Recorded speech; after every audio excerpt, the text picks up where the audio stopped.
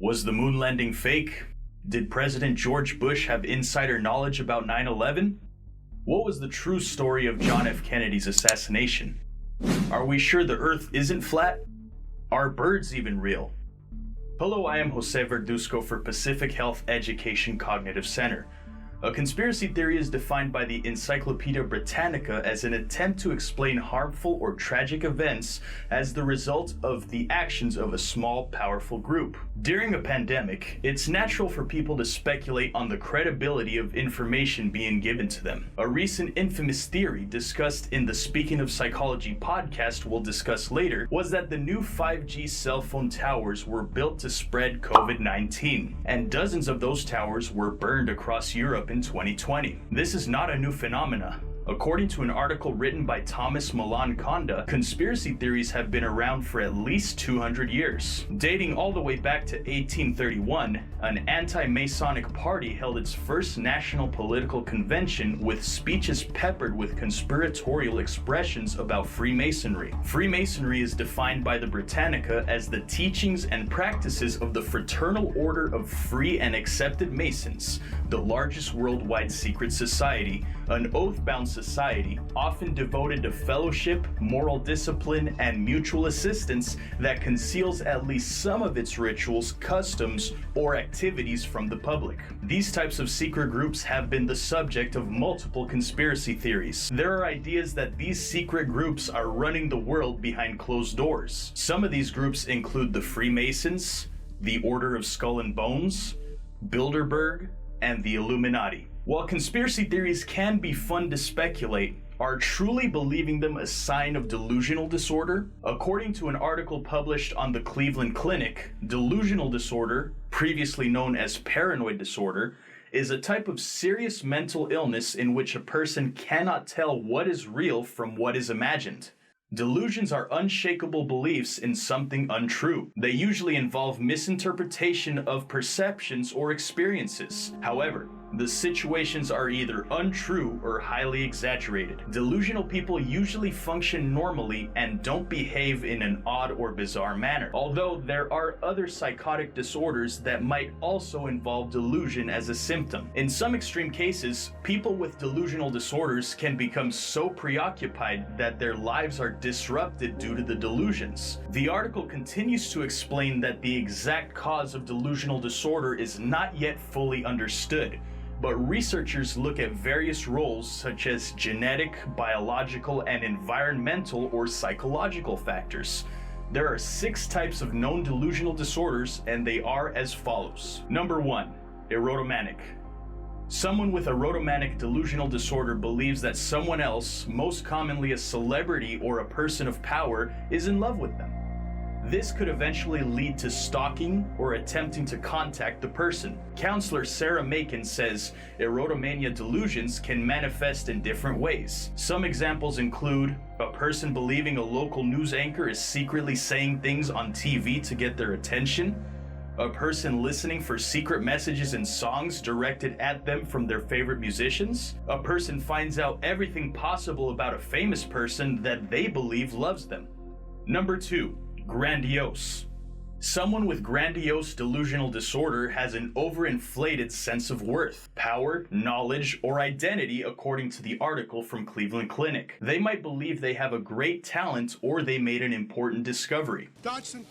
Dodson! We've got Dodson here! See, nobody cares. In a study reviewed by psychologist Timothy J. Legg, it's found that some examples of this disorder include a belief they have a special ability, object, or talent, such as someone believing they have an Elvis Presley record no one has listened to, a belief they are in a secret relationship with someone or something important. They could believe they are a spy, relaying messages to the president or other world leaders. Number 3, jealous.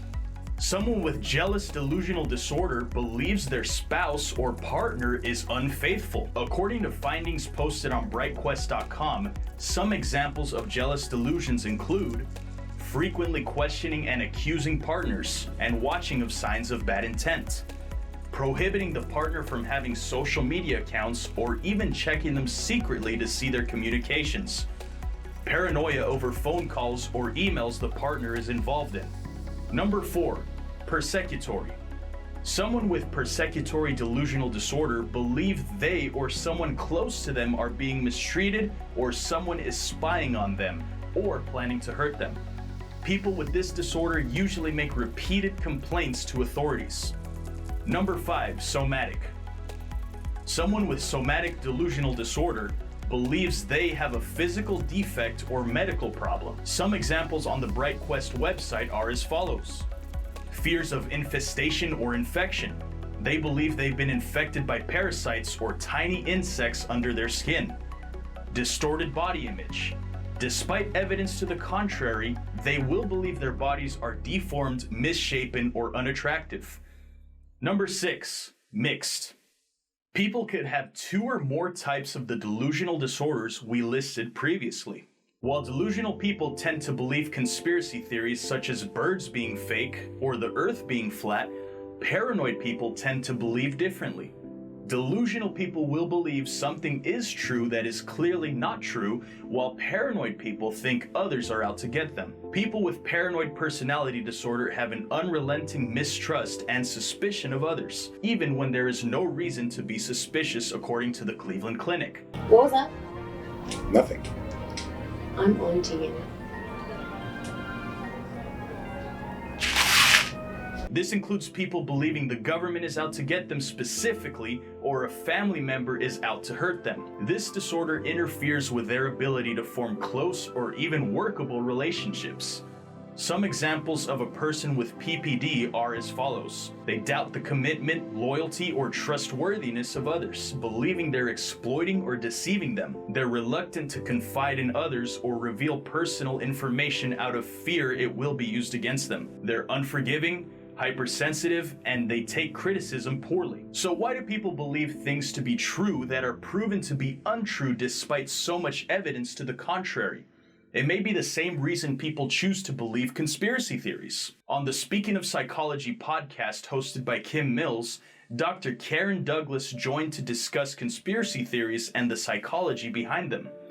Douglas discussed how conspiracy theories may be believed to just be a result of social media fueling the fire, but that's not necessarily true. She talks about how conspiracy theories have always thrived during times of crisis and social upheaval. She discusses how believing in conspiracy theories and being suspicious about others' actions are actually an adaptive thing to do for humans. Humans generally don't want to trust others and things that happen around them because of a primal instinct to keep themselves safe. It's especially dangerous in the current landscape, as people have the ability to find information and other groups of people that have the same theories and beliefs online. These people could become consumed by the information they discover and will only seek out that specific content from that source and will disregard any other source that contradict their views. Douglas continues to discuss that people are drawn to conspiracy theories in order to satisfy 3 important psychological motives. The first one being epistemic motives. Epistemic motives refer to the need for knowledge and certainty and the desire to obtain information. When a big event happens, people naturally want to know why it occurred. The second set of motives is called existential motives. People have a need to be or feel safe and secure in the world they live in. They also want to feel a sense of power or control over the things that happen to them. The third and final set of motives would be social motives. They refer to a person's desire to be a part of a group and feel good about themselves since they have information that others don't. According to research done by Stephen M. Smallpage, Adam M. Enders, and Joseph E. Usinski, group members subscribe mostly to conspiracy theories that malign out-groups or bolster their in-group, and they must know if the theories emanate from their own group or the opposing group. Therefore, those that tend to lean one way politically will be more inclined to believe conspiracy theories that their group endorse. Ultimately, it's a psychological desire to be a part of a group, as Dr. Karen Douglas stated. While someone's spending the better part of their life believing every conspiracy theory could be a sign of a delusional or paranoid disorder, what about the conspiracy theories that turned out to be true? Some examples include Project Sunshine, known as the Dead Baby Project. People believed the US government was stealing dead bodies to test the effects of nuclear fallout and radioactivity after the Hiroshima and Nagasaki bombing. This turned out to be true.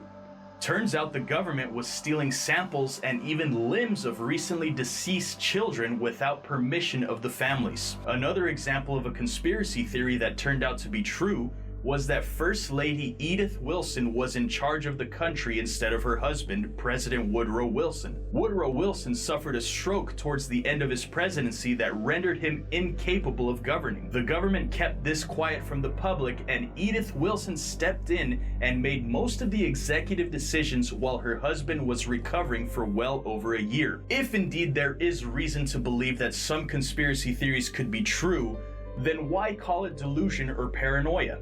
As stated previously, one should be open to the fact that there may be opposing evidence that debunks certain theories. Focusing on one source of information could lead people astray if they aren't open to other sources and don't look in the right places. Delusional disorder can become dangerous if a person decides to act on their delusions in some way. If you find a friend or a family member is unshakable in certain beliefs, despite it being proven time and time again not to be true, they may have some form of delusional or paranoid disorder. According to the BCSS, you must be extremely patient with them and be assuring. There are options for therapy for someone who may be suffering from extreme delusion. Keep notes of how long it has been going on and focus on the intensity and frequency of their delusions. For more information on delusional and paranoid disorder and ways to find help, visit pheccinc.com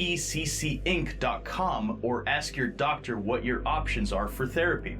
You can also text NAMI to 741-741 where you will connect with a trained crisis counselor. Thank you for watching. You can subscribe up here for more videos on mental health. For our most recent video, you can click right over here. For more information on improving your quality of life, visit pheccinc.com.